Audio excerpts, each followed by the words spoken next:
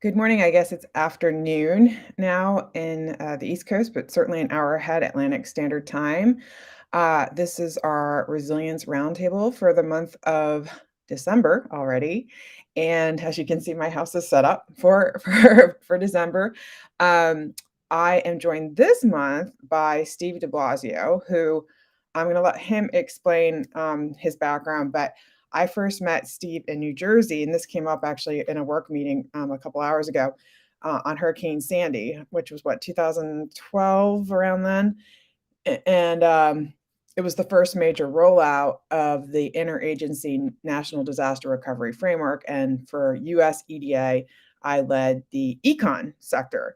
But in a serendipitous fashion, I think literally bumped into each other in St. John when I was working on the long-term recovery as a contractor for EDA in the Virgin Islands. And I know now that you've been in the VI for the past few years too. So Steve, thank you for doing this. And if you could, for the audience that doesn't know you, because a lot of our econ people don't know what you do. I know a lot of the emergency management and disaster people know you, but explain what it is you're doing now, but because you kind of pivoted and changed careers a little bit. So what you've been doing and major mission assignments that you've worked on over the years. Sure thing. Thank you, Kirsten, for the introduction. Yeah, well, I can tell you I'm out here in the Virgin Islands now since the Irma Maria event. I was actually brought out here out of retirement. I retired from the Federal Coordinating Officer, Federal Recovery Coordinator role with FEMA in 2017, January, and then got pulled out here to assist in the initial response to Irma Maria, specifically on St. John with the contractor. As Kirsten said, we did bump into each other out here when they started getting more heavily into the recovery mode and stood up the NDRF support function. So it was great to meet up with her again out here. The intent originally, again, was to help with the response, just to get things going. And then here I am 4 years later, now bought a house here and live here. And I have now become part of the local emergency management agency, VITEMA, that's the Virgin Islands Territorial Emergency Management Agency. I got appointed as the Deputy Director for Logistics. However, I'm not speaking from my VITEMA position. I'm speaking to you as an individual, just kind of talking through the various incidents I've been through and maybe talk a little bit about some of the changes I've seen over the years and some of the challenges and some of the thoughts that, help us through the tough times of a major incident where, major response efforts and then ultimately recovery and resilience building, would need to take place. So anyway, my career spanned 40 years and 9 months, including some military time during the Vietnam era. And then after that was pretty much civil service, federal. My disaster background actually goes back to 1989 Hurricane Hugo, which really leveled St. Croix and Puerto Rico, major event. And then, of course, that was my first exposure to FEMA and disaster operations. And then it evolved from there, through pretty much all of the major events since then. Maryland in 95 and Georgia's in 98. And then, of course, getting into some stateside operations, the 04 hurricane season in Florida, being more in a logistics section chief and a housing officer role there. And then, of course, followed by Katrina the very next year. I was the housing officer there at Baton Rouge, Louisiana for 7 months, putting together the housing recovery efforts there. And then, 9/11, I was the log section chief during 9/11. And then after that, I decided to step into the federal coordinating officer role. I served as the FCO for major declarations in Indiana, Texas, Ike, Saipan, Typhoon, Sudalar, and had a lot of experience from logistics as well as then from a leadership perspective. And then, as Kirsten said, we crossed paths since she was in that recovery support function of economic development. That was part of the organization. We stood up under me as the federal recovery coordinator in New Jersey after Sandy. We stood up the 6 recovery support functions. And that was actually, as she said, the first time we actually fully exercised the whole concept. And I will say we were quite successful. Some great collaboration, which would be needed between New York and New Jersey, as well as many quasi-governmental and governmental local agencies, state, county, city level. It was a great engagement. You know, and I'll say from my experience, and I know it was a huge theme along with the National Disaster Recovery Framework, and that is that the 3 key elements to success in the response to any event is going to be leadership, organizational structure, and an acute planning system that can really detail, you know, where you've been, where you're going, and how you're going to get there, including resource planning and everything else. And you know, I'll tell you, that's a great framework for success. But in terms of, you know, in the back of my mind, you know, I think of things that always, and a couple of times reminded from some of our great administrators. You know, I worked with James Lee, I worked with David Paulison, Craig Fugate, and one of the common themes there is that, number one, you cannot buy back time. So, you know, in that response phase, you're going to have to make decisions with the best available data, and you go with what you got. You have to take action when you're saving lives and preservation of property.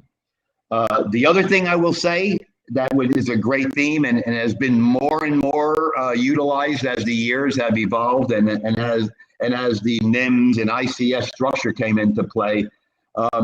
You got to think about the recovery real early. I'm a firm believer that, you know, if you're doing anything with buildings at all and you haven't stood up your complete recovery framework, you may, which leads me to my next point, you may miss some opportunities. Opportunities, you know, not to just say you're going to put the building back the way it was, but an opportunity to maybe while you're planning out the construction of that building or reconstruction, that you're thinking about that 406 mitigation, which can attach to public assistance. You're thinking about the 404 mitigation. You know, we've talked about combining 404 mitigation funding to really bring a building back to a resilient, you know, because again, you know, you like to rebuild something one time and not have to go back in the future and relive that same pain of seeing the damages and having to rebuild. So those are the kind of things I think of, you know, and, you know, I was always a logistics section chief prior to becoming a federal coordinating officer and an FDRC, a recovery coordinator. And I do have the ultimate of respect for the logistics arena. We got to keep in mind that, you know, the logistics is going to have to be there for whatever our planning is. There's that long tail, that logistics tail, and believe me, I live it here in the islands. You know, there's just a geography of being out here, logistics of getting supplies in and handling them, limited space. So always keep in mind, you know, that the logistics really has to be strong in order to support an effective operation. I did want to say that I also had some offshore, so to speak, experience after I transferred over to Region 9 FEMA back in 2012. I actually got deployed as the federal coordinating officer for Typhoon Soudelor, as I said earlier, in Saipan, and really experienced the same, you know, the same types of challenges, that everything had to come in either by plane or by marine carrier. And, you know, it just adds to the logistics behind operations. So I'm going to just kind of take a breath there. Kirsten, I don't know if you had any thoughts, or any questions, but let me just start with that. Thank you.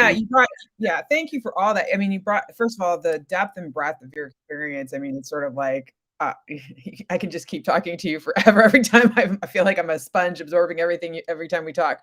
I didn't realize this. I remember you went to Region 9 after Sandy. Um, but you brought up a few things. So the one I was thinking about first, and I think this is what's so great that we've both worked in the islands too.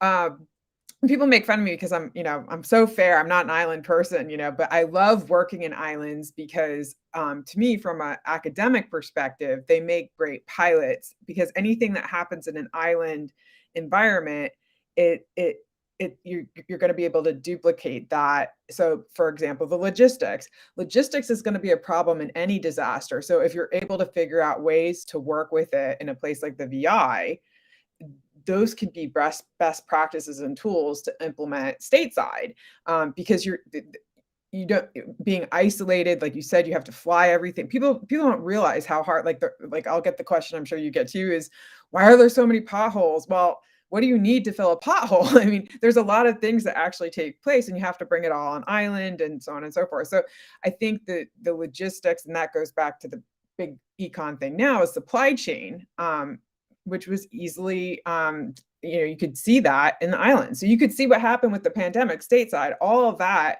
came to fruition after Irma or Maria. So I think the logistics part, if you could maybe expand on that about how I think there's common themes across disasters, whether they're pandemic, fire, but there's common themes, but each disaster and each geography has their own special use. So that's why you can't just apply the same plans. And it's not like everything you do in the VI is something that you could do in Delaware or something that you could do in California. Every disaster is different, and a lot of it has to do with some of the points you talked about with leadership too. So if you want to expand on that and how it's different but yet the same, for logistics across different disruptions. Yeah, well, that's certainly a great point you're bringing up there. And I would like to say that, to get it done, ultimately, it's going to take great partnerships. And I know you're aware of the level of partnerships that we had with the voluntary organizations active in disaster here on St. John, as well as the private sector. So it's a combined, collaborative, well-coordinated effort to make all that logistics happen. And yes, we certainly have been to other local islands and have had discussions, and we do want to replicate, of course, the best practices, and also watch out for some of those lessons learned that maybe you could spare somebody the pain of having to live through. But in terms of the commonalities, certainly there's a lot of commonalities island to island, but when you get into the states, the big difference there, and I've been involved, like I said earlier, 9/11, Katrina, Ike in Texas, logistics is always very, very difficult. The big difference is that you're just traveling over the road, and you can do multiple drop-offs at different staging areas, different locations, direct. Here, we've got to receive it in at either the airport or the marine port for all the islands. And then from that point, we have to be prepared. Number one, FEMA wants a nice, clean handoff. They want a place where you have a local, state, or territory staging area, and they have their FEMA federal staging area. They want a nice, clear cutoff that when they turn it over to you, you own it. So we can't really mix space. So the challenge we have here is the space. St. Croix tends to be rather flat, a lot of open land. Not quite as challenging as St. Thomas and St. John for space. So it's got to be quick. It's got to be just-in-time logistics. And you have to be very careful to not over-order. I have seen over-ordering occur. I don't mean to name the disasters, but you can't let it get to a point where the commodities coming in or donations coming in become a disaster within the disaster.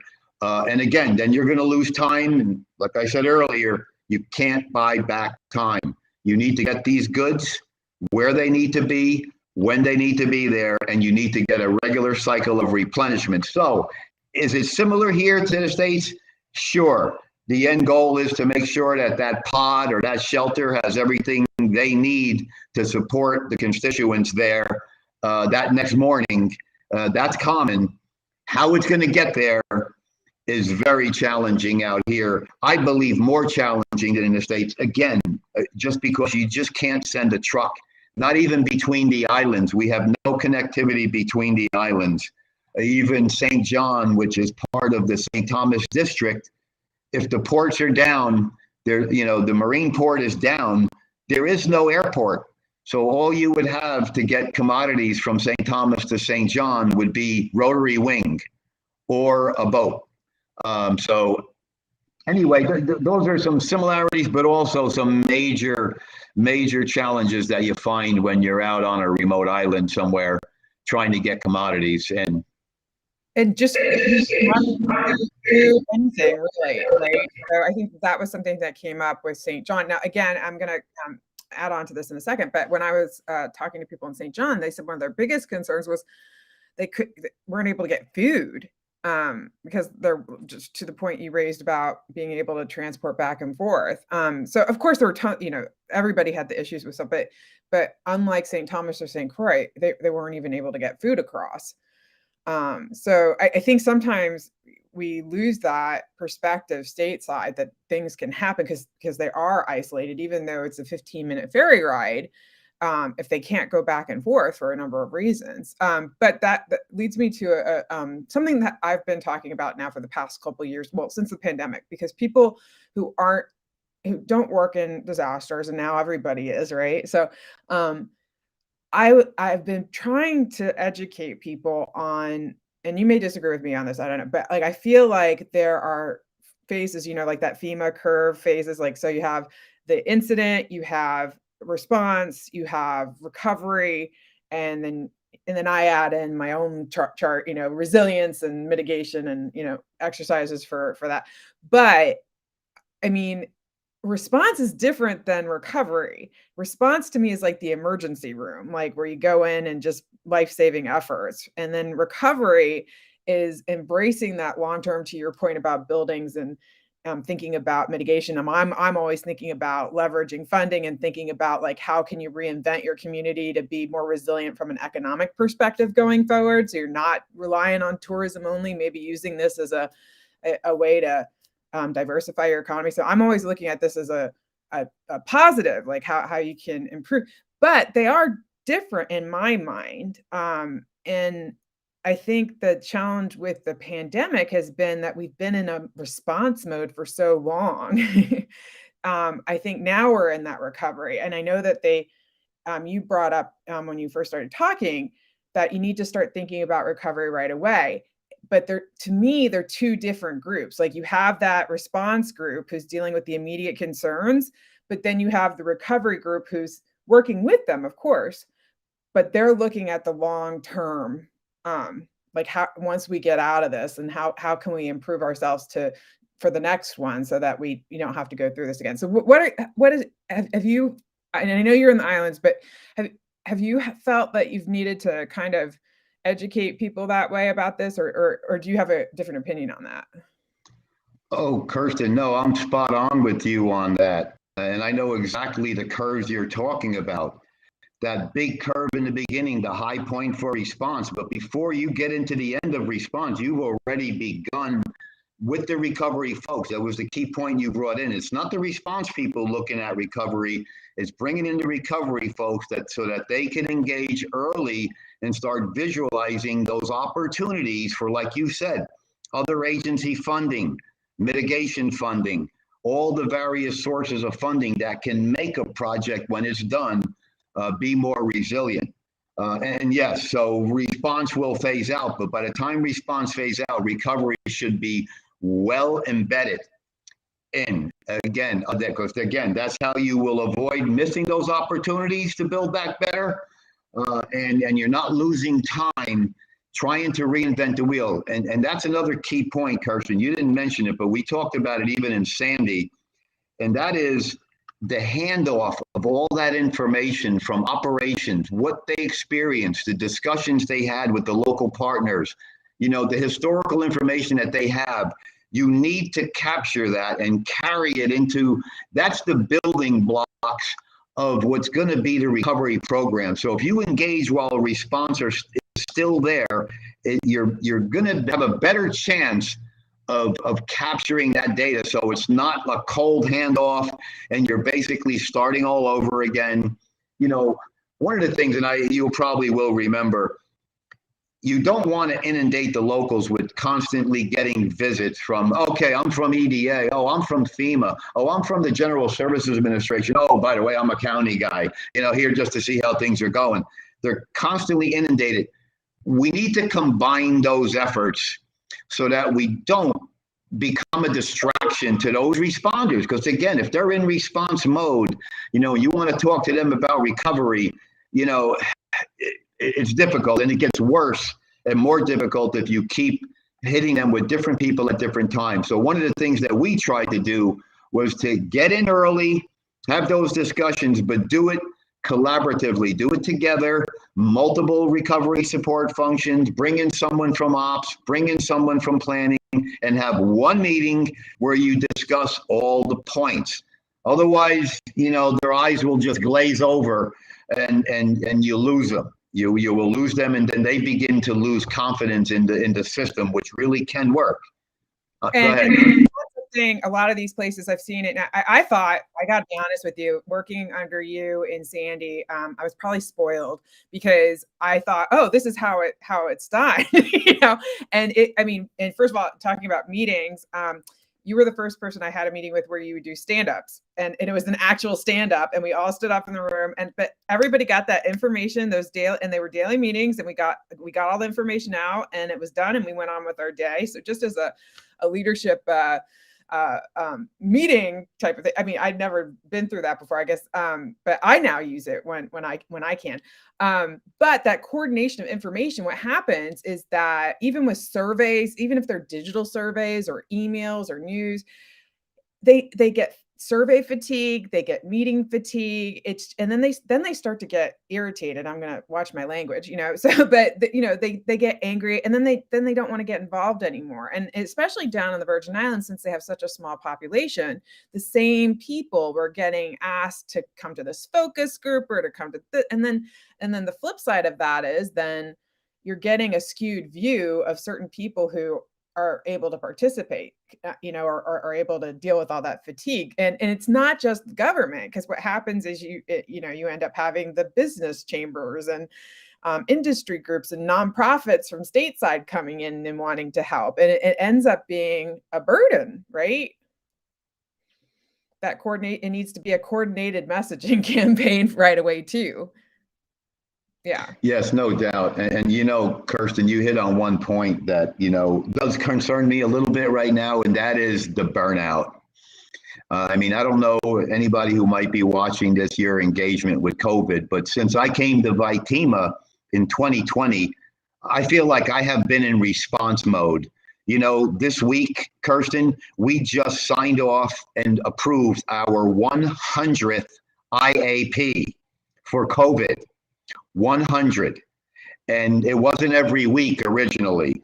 So I'm a little bit concerned that most responders right now, emergency management, EMS, our hospitals, even our private sector practitioners, a lot of various agencies, human services and whatnot, there's a lot of burnout out there. We haven't had a break, and it's been 18 months, 19 months that we've been doing this, and we're still, distributing PPE, and we still have hospitalizations. We still have people getting sick. We're still trying to mitigate any spread. So a little concern over that there is burnout right now in our field, so to speak. I know for me, I was burnt out just from doing the work for Irma and Maria, so I think that now you have that on top. I remember I was interviewed by a radio station a few months after the pandemic started, and he's like, oh, well, what if we have a second wave of COVID? And I said, yeah, that could happen. But honestly, you need to be concerned about anything, because now our pre-existing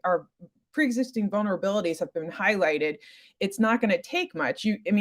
I think Puerto Rico had an earthquake shortly after the pandemic. You're still going to have your natural disasters, and other things can happen. You can still have, and then we saw social justice issues, because what happens is those pre-existing vulnerabilities bubble up.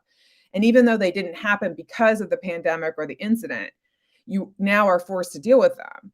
And I think that's a good thing, but I don't know that a lot of leaders or maybe states or areas that weren't disaster prone were able to see that. And also the funding. I've noticed that, I wonder what your take is on this, just from working all over the United States.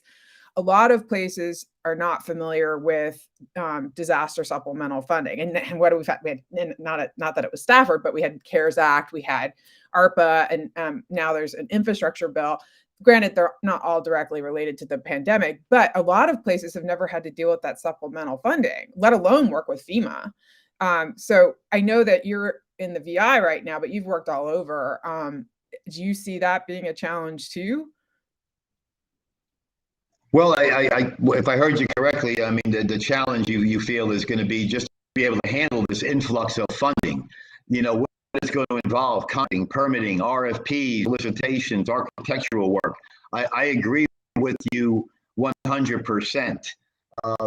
And most of those do not carry a cost share, but some of the programs that do carry a cost share, us in the islands, our budget is not quite what, a city like New York City, or Newark, New Jersey might have.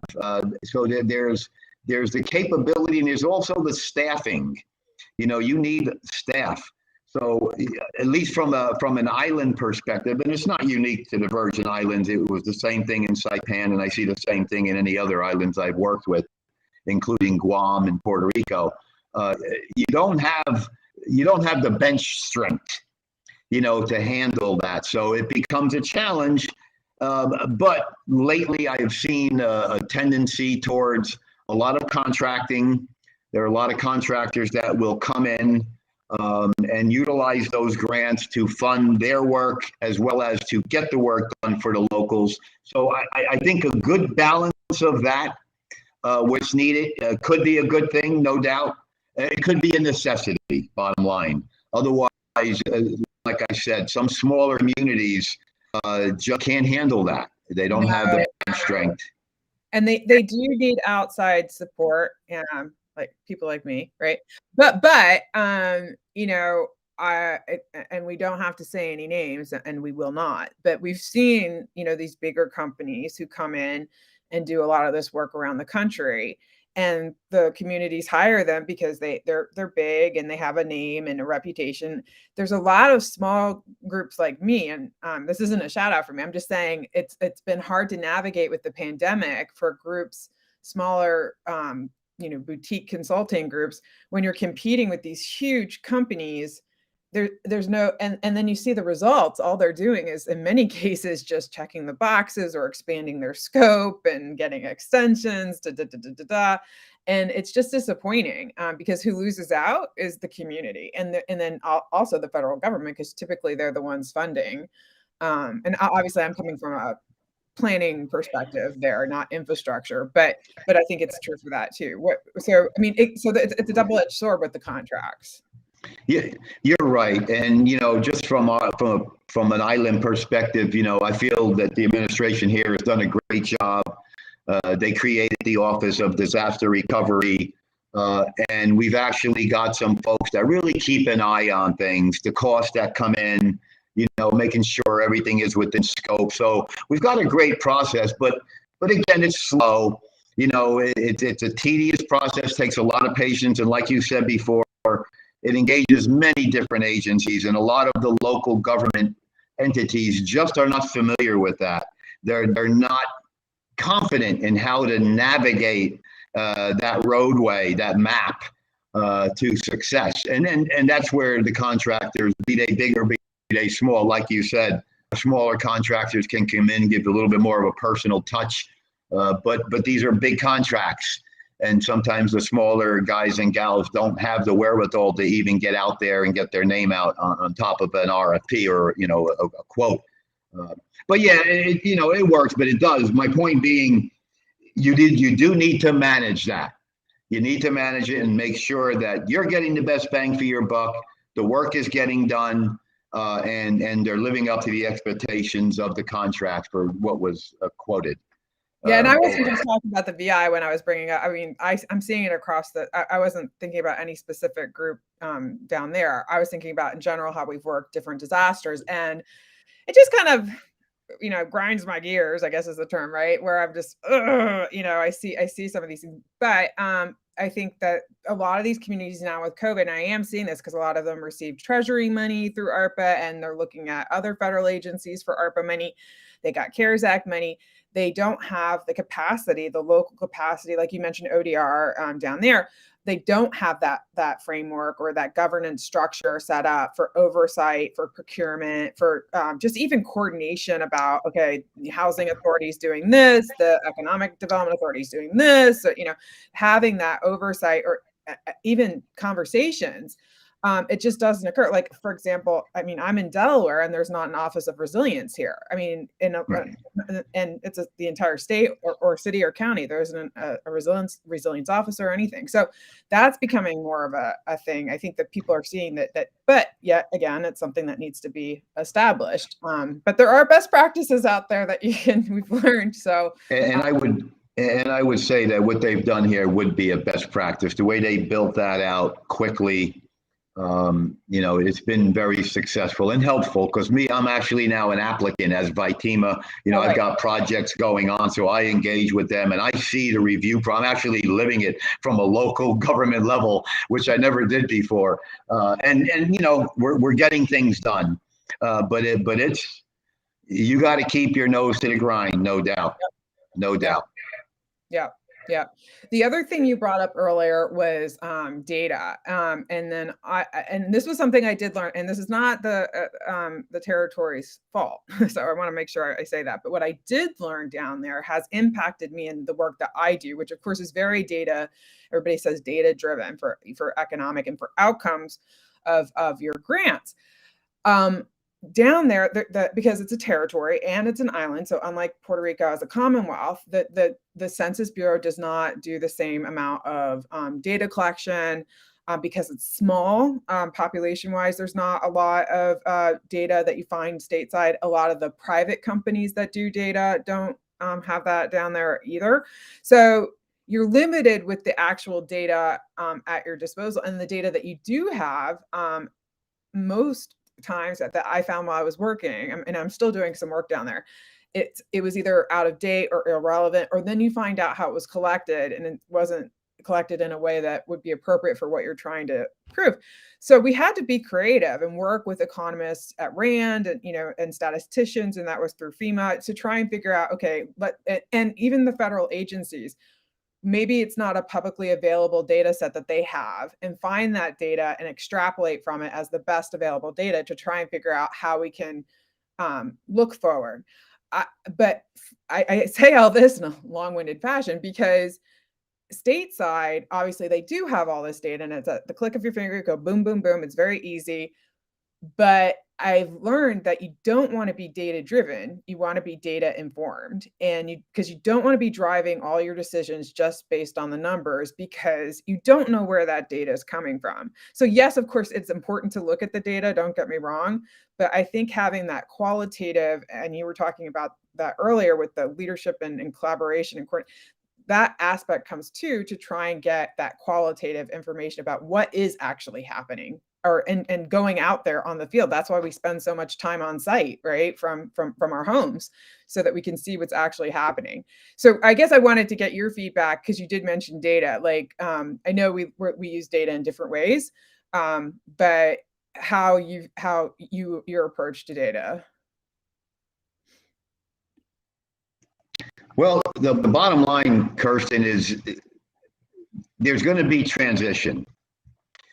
There's going to be a transition from response to recovery. There's going to be a transition from of staff, especially when you get into those long, drawn-out events. So staff they'll come out for 30, 90 days and then have to go back, and someone will replace them. So to me, the data that I'm talking talking about is the data that's collected during the response mode needs to be packaged and handed off to the recovery folks so they have awareness of what happened and where and why. The other part of the data, which always troubles me, is when I see transition of people, whether it's contractors, whether it's FEMA, or whether it's the local government folks. Oh, so-and-so went home yesterday, and now this person has now taken over, and they start asking a whole bunch of questions that, people have already answered, roads we've already been down, so to speak. So that's the data I'm talking about. And what is that data? Basically, it's the who, what, where, when, and why. What happened? Why did it happen? Where did it happen? What happened? Okay, it'll serve the recovery, folks well to understand that, from an eligibility perspective, from many different perspectives, and then again, the other part is if you got a job and you're transitioning out, leadership, we're getting back to our leadership structure and planning. Leadership needs to ensure that any transitions that occur needs to contain a complete, comprehensive transfer of information, from one individual to the next or one group to the next.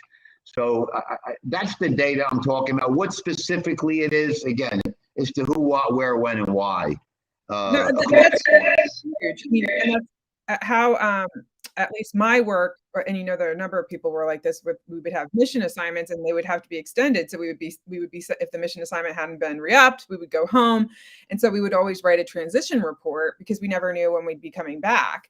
And I learned with that too, and actually I've been carrying it out into other work now, is to try and keep it as high level as possible. Because I think when you start, I noticed that there were reports and it got so detailed, and it's maybe that's good for an appendix to reference or something, but having a high level document for someone who's coming in, who's brand new, can look at it. Nobody's going to read a 200-page, transition report or white paper, that either.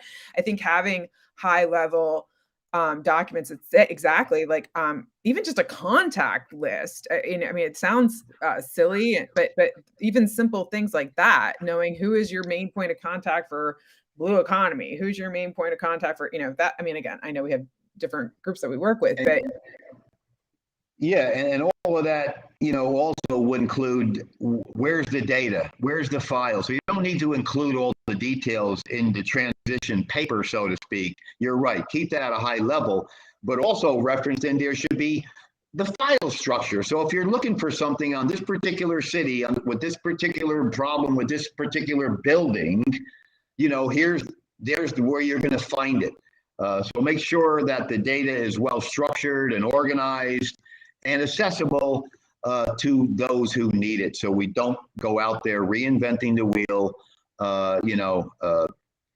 So again, that's my vision in terms of data sharing and passing along during long conversations with someone who's new, and it's like bless their heart type of thing, but they come up with these new ideas for the islands, right? And this happens everywhere. They're, as if no one thought of that before. There's a reason that isn't happening. And if you want to talk about that, why it's not happening, of course we thought about XYZ, but it can't happen because of ABC. I think a lot of people, and that was, I was humbled by working down there, and still am. I was just down in St. Croix a couple of weeks ago. I was a little bit of a know-it-all, I think, a smart aleck, and I got there, and within a couple of weeks I was set straight. Like, I don't know all the answers, and I learned to listen more and absorb the information I was receiving, and then synthesize that with my expertise, rather than like swinging in as the girl from Wilmington and saying, oh, you need to do this, you need to do this. And I don't do that at all anymore. Not that I was crazy that way, but I was humbled to, approach it as they know everything. I know best practices. I need to hear from them first, and not just come in without even talking to anybody with different ideas. And I see that a lot, especially down there. People, not just contractors, but even government people, and change of leadership, they just fly in and fly out as if they have all the answers. There's a reason things can't happen the way they do back home. Now, is home for you now, St. John? Is that a permanent home for you? Yes, Yeah. yes, I actually did buy a home in the Glucksburg section of St. John, yes. Yeah. Which I work for St. John Rescue as well, and my house is actually right between the Vitima building and St. John Rescue, same street. So I can go one direction to St. John Rescue and the other direction to the Vitima building for my regular day job. Well, that's certainly a change from where you were before. So are you, I mean, obviously you enjoy being down there, right? And it's such a close-knit community too. They're Yes, no lucky to doubt. have you. Yeah, no, I do enjoy it out here, no doubt. And I enjoy the job. It's a busy job, working for Vitima. I had no thoughts that I'd be ever working for somebody, a local government agency after I retired. But you can't predict things. But I'm very happy with what I'm doing, and I'm very happy to be with Vitima and with the administration. Just working these recovery projects. I have a number of them, some of them under mitigation, some of them under public assistance. So good number of projects we got going on, and actually getting some good traction lately on them. So it's been good. That's great. Well, do you have any closing comments about, in general that you want to bring up before we end here? I'm putting you on the spot. No, that's all right, Kirsten. I mean, again, I can't emphasize enough those couple of critical points. In any organization, you got to make sure you've got the right leadership, you got the right structure, and you got a good planning shell behind it to keep everything in order. Keep in mind that you just can't buy back time. Time is one of the most critical resources that you have, and you just can't buy it back. So when you're in response, and you're going to know that you're going to have to make decisions with the best available data. And again, starting that recovery early. You got to get that recovery in there early, or to me, you risk the possibility of missing opportunities. When I say opportunities, I don't mean just building a building back, but missing the opportunity to build that building back much more resilient, with mitigation dollars on top of the public assistance funding, and maybe even another agency kicking in to add something else that makes that building more resilient, and you're not going to be visiting that site again following next event. So I'll just close with that, Kirsten, and really thank you for allowing me this opportunity. Anyway, go ahead. Thank you. I mean, I learned all this under you, and I think I must have picked it up from you because and ending on those notes, because a lot of these communities, the thing I keep saying is leverage the money. You can't duplicate, right? You can't duplicate funding, and you can't match federal funds to federal funds unless it's CDBG or But you can look at the bigger picture and have energy pay for this, and EPA pay for that, and EDA pay for this. And there's ways to do this. It's work, but if you have, but you need local champions, as you said, leaders, and looking at response versus recovery. So I think all the things that you've mentioned as high-level things I must have learned from you and have carried through with what I've been working on. So I appreciate that. And hopefully I can get back down there and see you and some people at the St. John Foundation and some other people down in St. John soon. I'd love to get back and start doing some work there. Like I said, I was in St. Croix for the Virgin Islands Research Tech Park. Got it. A lot of exciting work going on down there. There's, like you said, I can see it. There's been a lot of momentum down there. So I'm excited for you and for the BI. So, hey, one last point, if I may, Kirsten. The one thing that we didn't talk about was preparedness. Yeah. And the preparedness of our communities, of our individuals, our population, our communities, our voluntary organizations, private sector, utility, telecommunications, service providers, their preparedness will go a long way towards, minimizing the impact of these events. So you really got to do it from a ground up, well collaborated, and you need to be doing it all the time, because the better prepared our communities and our people are, the less drained they're going to be on those critical resources that are going to have lots of things to be dealing with following an event. So you got to work that preparedness and engage your voluntary agencies and your private sector heavily in those efforts to get your communities, starting with neighbors helping neighbors, community emergency response team trainings, which we do regularly out here. So anyway, I'll leave it at that. I'm sorry to have to throw in that alibi on you.